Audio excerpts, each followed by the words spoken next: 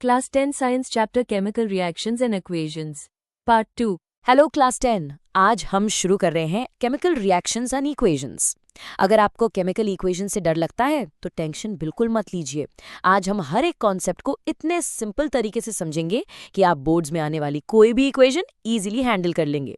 So let's dive right इन। ये है हमारा आज का road map. Number 1 basics of equations, number 2 law of conservation, number 3 balancing equations, number 4 physical states और finally number 5 reaction types. चलिए आगे बढ़ते हैं।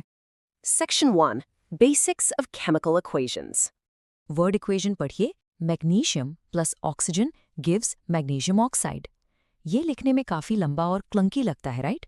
अब इसका कंसाइज फॉर्म चेक करते हैं, जो है हमारी chemical equation. Mg plus O2 gives MgO, जो लेफ्ट साइड में है, यानी Mg और O2 उन्हें हम रिएक्टेंट्स बोलते हैं। और राइट साइड में जो नया सब्सटेंस बनता है, जैसे MgO, उसे हम प्रोडक्ट कहते हैं।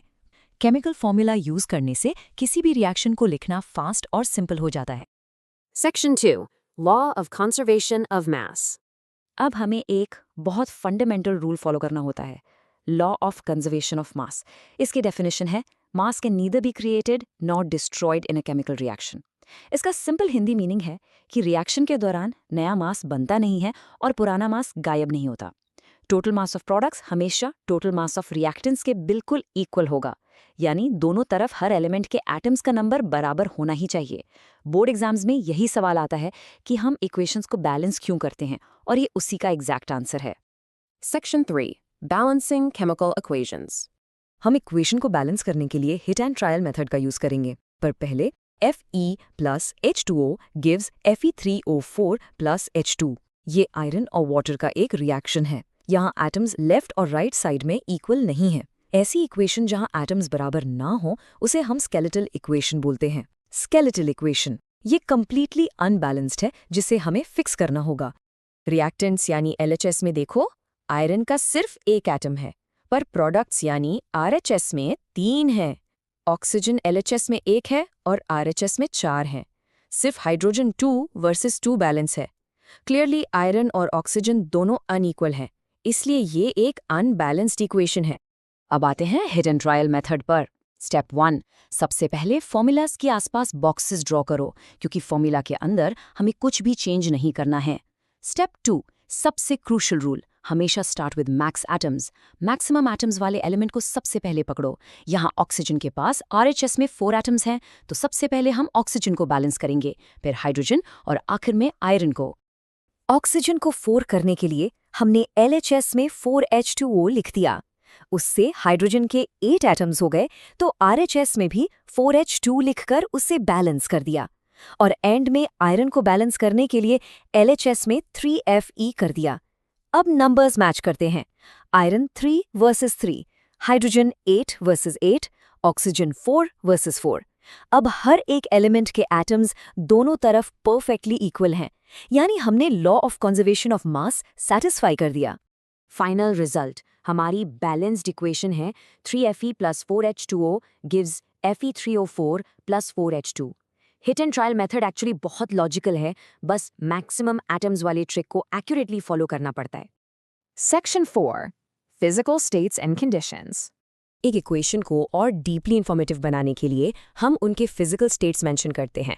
S का मतलब सॉलिड, L यानी लिक्विड, G यानी गैस, और ये AQ बहुत इंपॉर्टेंट है। इसका मतलब है एक्वस। एक्वस जब कोई सब्सटेंस पानी में घुला होता है, यानी वाटर सोल्यूशन, तो उसे एक्वस कहते हैं। अगर रिएक्शन को किसी स्पेसिफिक टेम्परेचर, प्रेशर या कैटलिस्ट की ज़रूरत हो, तो उस कंडीशन को हम सीधा रिएक्शन एरो के ऊपर या नीचे लिख देते हैं। Section 5 combination and exothermic reactions. पहला टाइप है कॉम्बिनेशन रिएक्शन। डेफिनेशन पढ़िए, 2 or more reactants combine to form a single new product। जब 2 या 2 से ज़्यादा रिएक्टेंट्स मिलकर कंबाइन होकर एक सिंगल नया प्रोडक्ट बनाते हैं। मल्टीपल रिएक्टेंट्स सिंगल प्रोडक्ट, उसे हम कॉम्बिनेशन रिएक्शन बोलते हैं। कॉम्बिनेशन एक क्लासिक एग्जाम्पल CaO यानी क्विक लाइम प्लस H2O यानी वाटर गिव्स CaOH2 यानी स्लेक लाइम। दोनों विगरसली कंबाइन होते हैं और सिर्फ एक प्रोडक्ट बनाते हैं, और इस प्रोसेस में ढेर सारी हीट भी निकलती है। ये एक परफेक्ट कॉम्बिनेशन रिएक्शन है। स्लेक लाइम के बारे में एक बहुत इंटरेस्टिंग बोर्ड एग्जाम फैक्ट है। इसी का यूज हम वाइट वॉशिंग यानी दीवारों पर सफेदी करने के लिए करते हैं। डे 0 पर दीवार पर स्लेक लाइम अप्लाई किया जाता है।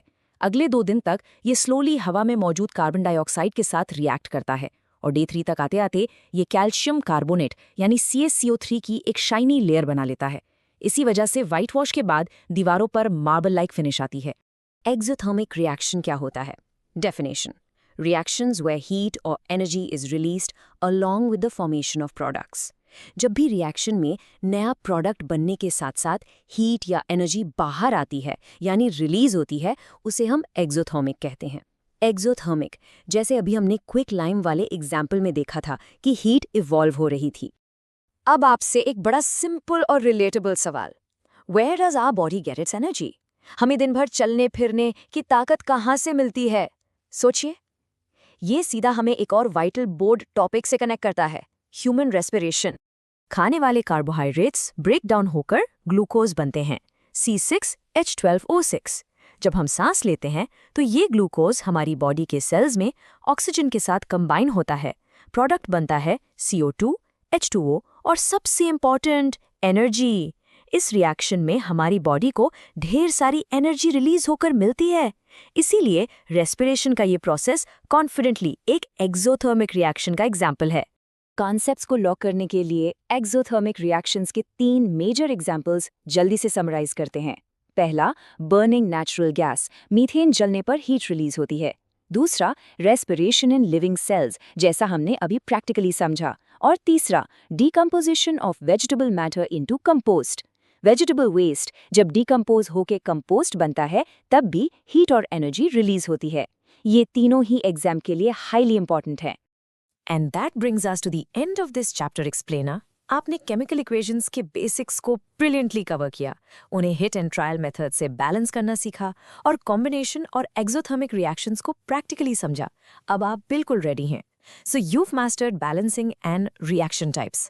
What complex equation will you handle next? मुझे पूरा विश्वास है कि अब बोर्ड एग्जाम आपके सामने कोई भी केमिकल इक्वेशन रख दे, आप उसको कॉन्फिडेंटली बैलेंस कर लेंगे। Keep learning, keep practising